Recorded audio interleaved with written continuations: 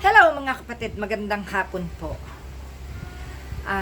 Napag-alaman natin na ito palang ating Ombudsman Remulla ay mayroong kinakaharap at naniniwala ako na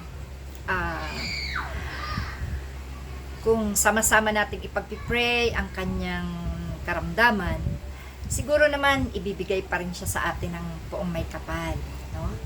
Ito siguro ang isang dahilan kung bakit naging matigas na ang puso niya sa mga pasaway. At ito rin siguro ang paraan ng Diyos para hipuin siya na siya ang gagawa ng lahat ng paraan para mailigtas ang bayan sa lahat ng kasamaang ginagawa ng mga nakaupo sa gobyerno. Ipag-pray po natin ang ating Ombudsman Boying Remulla sa kanyang karamdaman.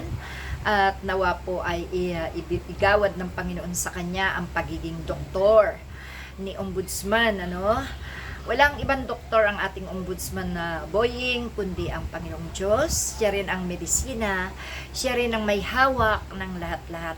At ito nga pong karamdamang ito ni Ombudsman habang siya ay nasa operation ay sinamantala nitong sila Bongo. Nagtambak ng maraming katarantaduhan sa gobyerno.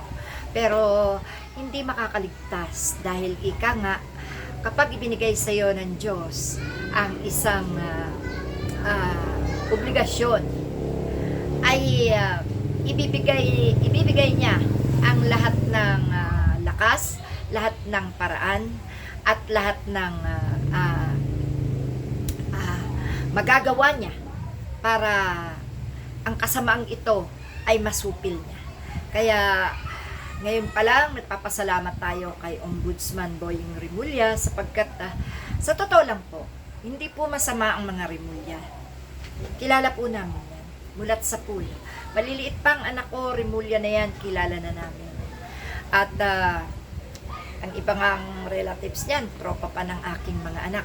Kaya naniniwala po ako na talagang itong ginagawa ni Ombudsman Boying ay taos-puso sa kanyang damdamin na ipatupad ang lahat ng tama, no, para sa mga pasaway sa gobyerno. Ito ang isang napakalaking ambag niya sa atin.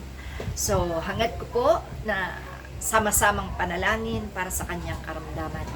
At yun nga po, ang daming nangyayari sa ating gobyerno na hindi talaga kanais-nais. Siya nga pala, si General Torre daw ay tatakbong senador sa 2028. Meron siyang mga itatatag na batas, hinggil dito sa graft and corruption. So, napakaganda ng kanyang plano. Sana, ngayon pa lang, 2025, pagpasok ng 26, pag-aralan na natin kung sino ang mga mabubuti nating iboboto sa ating gobyerno. Kasi, nasa kamay natin ang ikabubuti, ikapapanatag ng sitwasyon ng ating bansa. Nasa atin ding mga kamay ang tagumpay ng mga Pilipino. Ang pagboto po, huwag natin kalilimutan na palagi nating isipin ang lahat ng naranasan natin sa mga taga-gobyerno na nagwalang hiya sa atin. Pag walang hiya yan, bakit? Kapwa Pilipino natin, pinapatay. Pera natin, ninanakaw. Tayo, na pinaglilingkuran ay niloloko. Pinapaikot, pinagsisinungalingan, kinakalaban. Ginagawan tayo ng kalaban. Diba? Bagay na hindi dapat nangyayari sa atin. Dapat sa mga leader ng gobyerno, binubuo ang mamamayang Pilipino. Pinagbubuklod ang sambayanan.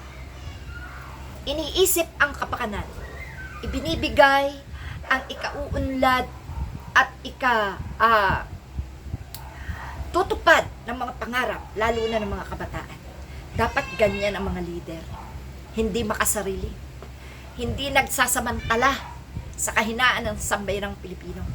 Hindi niloloko ang taong bayan. Hindi ninanakawan sa mga yung mga pinagpagurang pera na inaambag. Hindi dapat pinag-iinteresan. At higit sa lahat, hindi dapat sinungaling. Hindi dapat manluloko. No? Hindi mamamatay tao, hindi sinungaling, hindi magnanakaw, no? Hindi mandarambong, hindi manluloko, at higit sa lahat, no?